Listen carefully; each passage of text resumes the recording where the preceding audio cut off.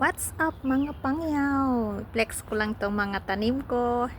Ito na yung yung mga repolyo ko, lumalaki na guys. Oh, 'di ba? Tapos ito na yung mga cauliflower ko.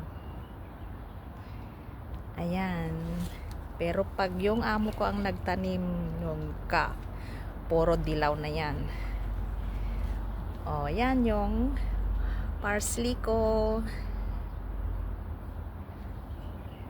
Tapos yung mga radish ko, harvesting ko na sa Friday kasi gagawin ko ng lupakot. So, ang lalaki ng bunga guys. Magtitira na lang ako ng konti para sa labanos na, kasi pag yung bulaklak na, magiging labanos na yan. Ang lalaki na tinanim ko lahat yan.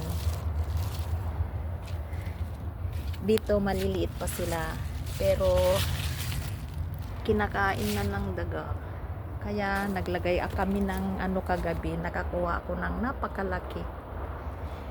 Ito naman yung broccoli ko. Doon sa kabila ay yung mga kamatis.